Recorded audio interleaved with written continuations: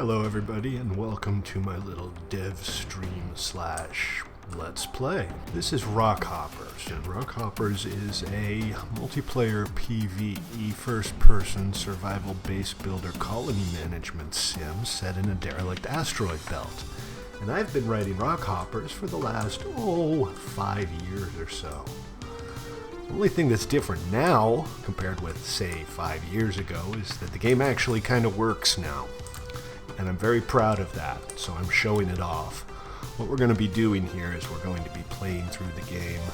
I'm going to be talking about the state of the game right now and what we're doing, and as we progress, we'll fix bugs, we'll add more features, and we'll get to know the game a little bit better. Anyway, we are here in a brand new world. As you can see, we're on an asteroid. We're not really on an asteroid, we're just near an asteroid because the asteroid has no gravity. Our inventory, we have a wrench, and we have a waffle, and we have, a note. Okay, the welcome note says that I can go talk to the Sarge at the AIM holdout, so let's do that. Alright, here we go, AIM holdout. Mark that off, and it's only 45 meters ahead of us. That's not so bad. So this is fundamentally a survival game. It's multiplayer from the ground up. It's dedicated headless servers, which can be run on AMP or something like that if you so desire. But we're playing single player today.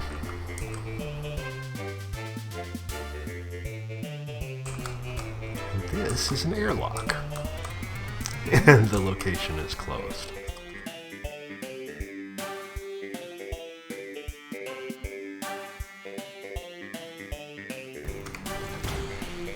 There we go. We'll let the turret deal with him. And the turret has dealt with him quite effectively. This is an airlock. Our oxygen system uses lots of airlocks. It's a kind of elaborate system with pumping mechanisms and, as you can see, airlocks. But now that I'm inside, I can safely take my helmet off and turn this extra bright flashlight off while I'm at it. And let's see what Ved Anya has to say. Oh, I do not like that animation. It does not work. Ved Anya would like me to, well, bugger off. And Sanjay? Yeah, you too? You also got that not really well working animation going on, don't you? I think we're going to fix that in time for the next episode. What do you guys say? What is that? Hey, Sarge. What you looking at? Hey. Yeah, I thought you might have something needs shooting. What you got for me? Oh, Xenogibs. Okay, fine. I will go get you some Xenogibs. But only if you increase your trust in me. How's that sound? 3 Xenogibs. Alright, well, let's go find some Xenogibs. And while we're here, let's do a little bit of looting. There's no ownership system yet, so you can pretty much just take whatever you want from whatever you want. And a little bit of gear is always nice. Yeah. You know exactly who's there. It was me. Mario. No, that's not right. Statelio. That's better. Statelio. Okay. Helmet on, wrench out. Let's have a look around and see where we might be able to kill a couple of Xenos.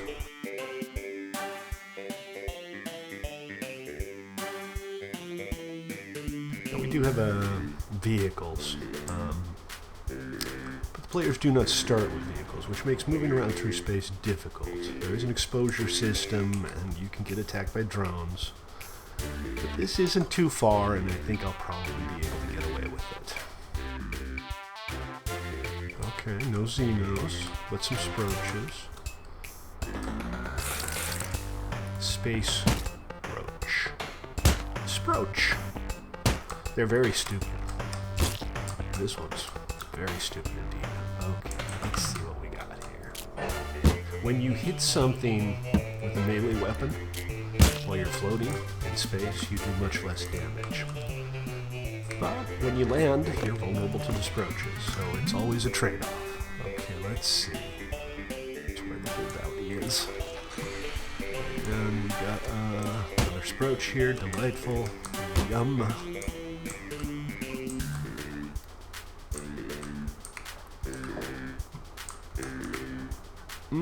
No good gear. And that's too bad. Alright, we're gonna keep looking. I need to kill at least 3 things. Oh, okay. This location definitely has Xenos. Only problem is, they're kind of hard to take on with just a wrench. So, oh, that went poorly.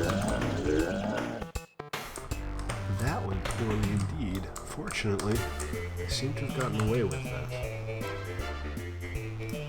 Let's give ourselves some space. We turn our boots back on, and fortunately, these guys are real dumb. Real dumb. Which is fine, you know, we don't want the level 0 mobs to be too deathly. And they will gang up on you and make your life pretty miserable. Save the game. Doom, doom, doom, doom, doom, doom, doom. And we're back. Okay, and let's see. Okay, we got a couple more down there. Two of them should be okay, as long as I can kite them a little bit. Oh, look, they're both just absolute morons. And mostly I just knocked them off their platforms, and that's not good for them. They don't really know what to do if they don't have any gravity. You can use all of that to your advantage, of course. Okay, track your mission target on your radar. Now says ready to turn in. 3 Xeno gives. But while we're here, let's do a little looting. Get some extra XP. Open the unopened boxes. Find stuff. We'll go over what this stuff actually is when the time comes to use it. Okay, we got another guy over here. Oh, hello. He's a charger. A little scary when they do that. A little scary. Oh, I missed. I'm doing okay for now. As long as these guys don't gang up on you in an open space like this where you can fly away, it's not so bad. Any more loot to be had? I think a little birdie told me there might be something in this little cage here. Oh, we got a note. We got a note with directions to a construction site. And we have some fabric. Okay, let's look at our note. Let's grab the waypoint. And let's see where that is. Construction site is not close. I'm not going to be able to get there from where I am with my guts inside of my torso. Let's put it that way. So we will take the construction site and put that on the back burner, and let's go ahead and turn in Sarge Nora's Xeno Gibbs. What is interesting to know is that every single block in this game is destructible, including the asteroids themselves. Once we get some mining tools, I'll show you how that works. For now, just grinding a little bit, getting some XP, looking around.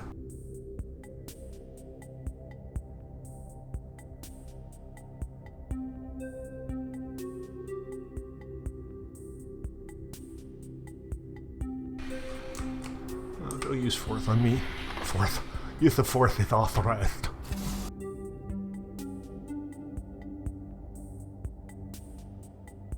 Alright, Nora. What are you staring at over there? Here, take your Gibbs. Thanks. Yes, and I hit level 2. Ding, ding, ding. The tutorial says you gain a skill point when you level up, but you actually gain 2. So I'll have to fix that also. Alright, let's see. So I just leveled up. I'm level 2. I have some points to spend. But I'm not done talking with Sergeant Nora yet. What else do you have? You have any more work for me? Sproach Patrol! Sure. But here's the thing. I already got a bunch of Sproach legs, so I can just turn this in right now. Thanks. Got some more XP, I got some more credits. What's not to like? Anything else? Are we done for now, or do you have more for me? I'll come back another time. I heard something. Yeah. You heard me walking through that door. Now, this is kind of the start of the game cycle. One of the first things you're going to want to do is find a place to hang your hat, because you can't really survive without an oxygen environment for you to live in. The mob locations, like the AIM holdout we were just at, they will kick you out at night. Until you've gained their trust, they consider you a visitor and not a resident.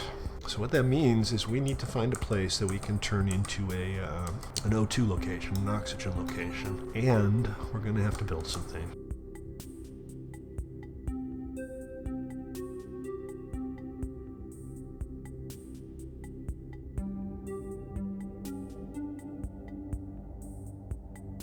Look, I found cheese! Post-apocalyptic space cheese! I could create an oxygen environment here, but I can't build here because it's a hostile location. So I'm going to keep looking.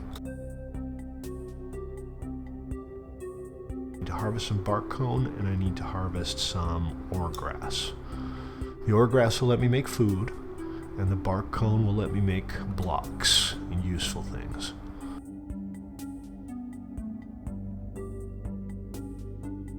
Alright, let's go gather some resources. We'll bundle up for the night and see if we have everything we need to actually be able to rest and eat and, get ourselves on the course for actually having a base and building things. Now you can see on the left I have an oxygen meter. It's at 20 right now out of 100. That's my suit oxygen. And the way that works is when your suit oxygen runs out and you have an oxygen tank, your oxygen tank will be consumed and your suit oxygen will be filled back up to 100. But if you are in an oxygen environment, you take your helmet off, your suit oxygen will automatically refill over time. This is mineable ice and mineable regolith, building material. But without a mining tool, I can't access that.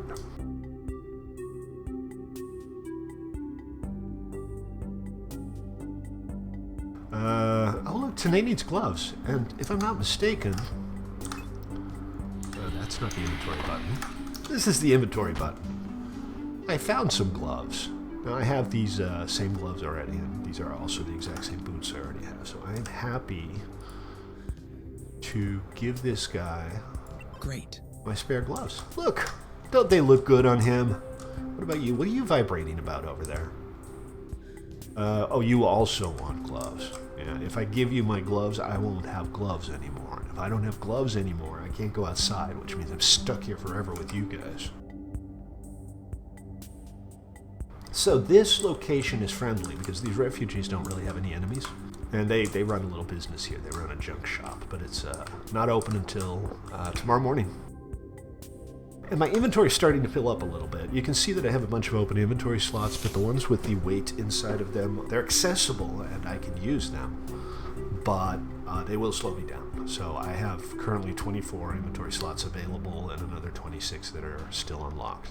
I'm going to use this for storage for stuff that I don't need immediately. And stuff that I don't need immediately are ingredients for cooking and ingredients for building things. These spare boots, I can park these here. That's where they came from in the first place, so just putting them back here is no big deal. And this little guy right here is portable fabricator. So now that I have a place where I'm actually allowed to place things, because these guys are friendly, I am able to fabricate some things. So let's go to our stats, and our skills, and look at our available skills. So you start with 1 point available. Every skill that you learn costs a point. Every time you level up, you get 2 points.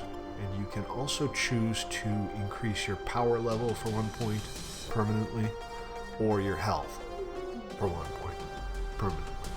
So you can decide whether you want to be faster and stronger, or if you want to learn the skills, or obviously a combination of the two. But we start with field tech, because field tech is where we start.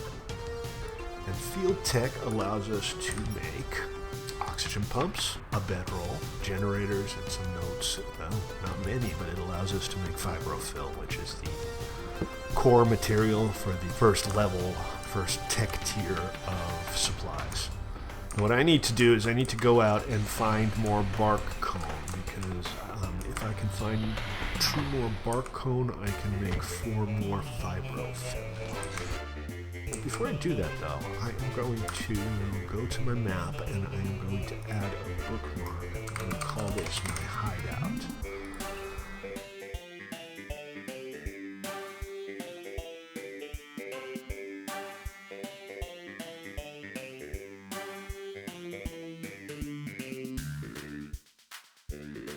What we are going to do next is try to make a bed so we can sleep through the night. That way we can talk to some vendors and some traders and hopefully get some more work from some of these guys.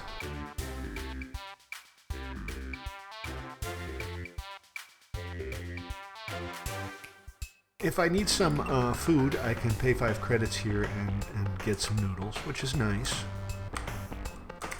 But I'm not gonna spend me no money on noodles right this second. Hello.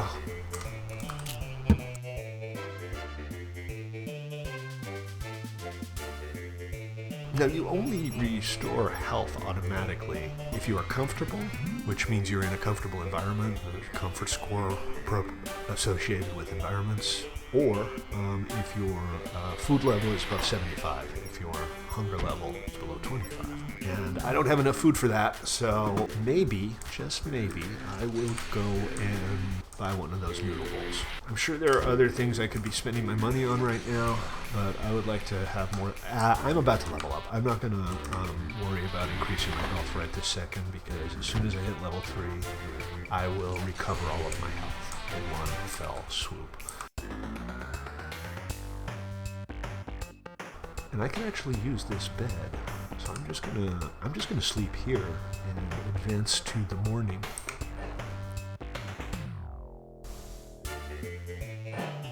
And good morning. It's 8 a.m. on January 2nd, 2323. Let's make some more fibrofill. As of right now, because I already have a bed, I do not urgently need to make a new one. I also don't need an oxygen candle because this place has an oxygen pump right here, which is 87% stored O2, so it'll be fine for a little while. Now, oxygen consumption is currently very much reduced, especially the NPCs. They barely breathe, mostly just because the game isn't balanced too well yet, and I don't want to make it too challenging. All right, let's see how our fabricator's coming along. I do have a couple more health skill points to spend. I think the obvious choice here needs to be our improvised weapons, because I want to be able to pew-pew. I feel like I'm at a big disadvantage not being able to pew-pew. So we're going to go ahead and learn Tinkerer. And I would also like to have a little more health, so I'm going to spend 1 point on 2 health. Cool. Okay, so now I can make weapons. And this is the simplest weapon. It takes 6 fibrofill, which I have, and a battery. Anybody remember what I put in here? Did I put a battery in here? I did put a battery in here. That means I can make myself a weapon. Hooray. Just a little pistol. A little pistol is better than nothing. Once this is done, I'm going to go outside, I'm going to shoot 2 things, and hopefully level up. And I think what we'll do next is we'll get mining so that I can start gathering resources with a little more reliability. Also, it lets me dig holes that I can turn into a base. There are 3 shifts. All of the shops and things can be manned on any shift, but most of the time they won't be open at night. They'll have 2-day shifts, so 1 person will work in the morning and 1 person will work in the afternoon. That's what's happening here, I think. I wait patiently.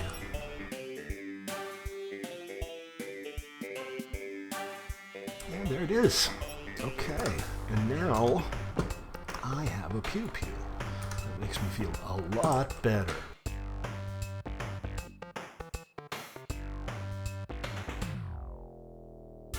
Hey, and I just hit level 3 without even having to kill anybody. Just by virtue of the fact that you get a couple of experience points for discovering a new location. So that is good fun. That means my health is reset. And that means that I have 2 more skill points to spend. And look guys, another snack vendor.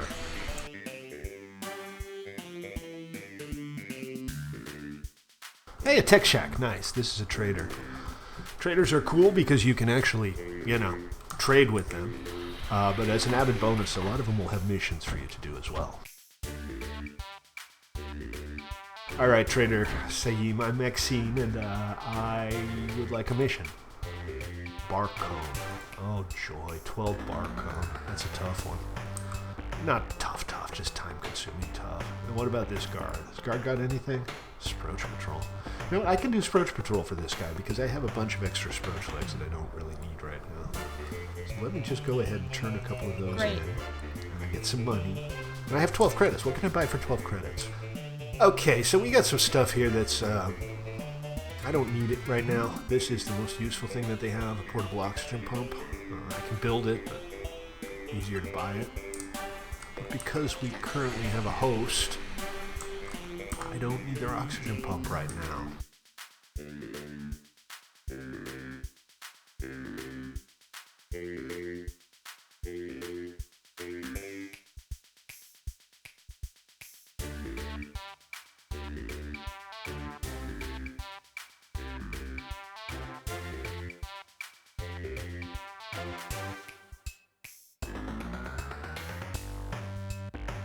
Put some things away, and then we're going to see what other skills we can pick up. So, I have some new skills I can pick up. Let's take a look. We could go with turrets and melee weapons. Getting ahead of ourselves a little bit.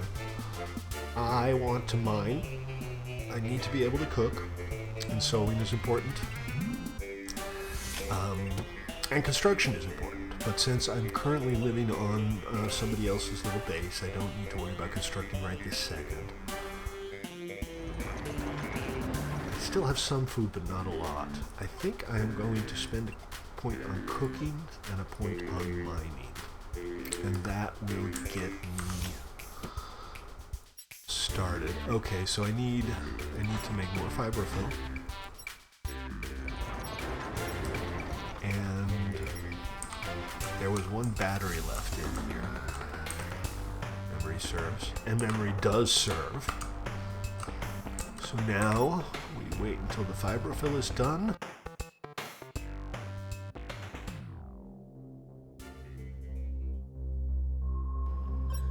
There we go. And now,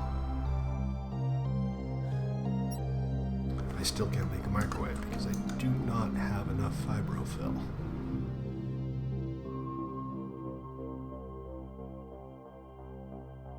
And while I'm out here, I'm going to pick up some of these as well, because these are necessary for some of the food recipes. These are ore grass.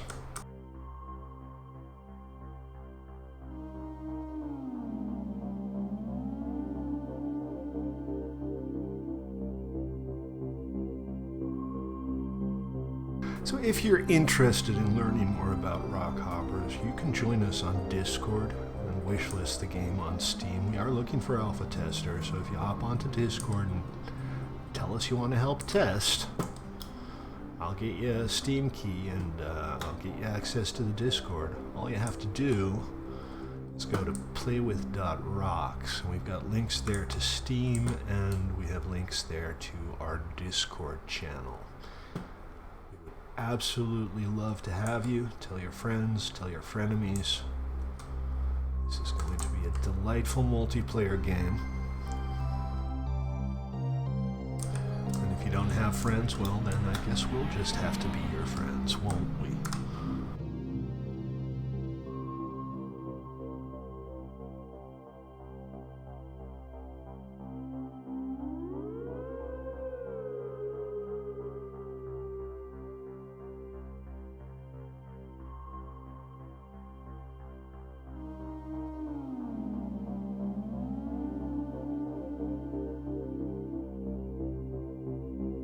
Okay, we're back at the back at the hideout with some fresh bark cone. Let's go ahead and make ourselves a microwave. Once we have the microwave, we'll be able to make some food. Did I lose the xenogibs? I thought I had some xenogibs on me. Oh, I have a xenogib on me. That's enough for what I need.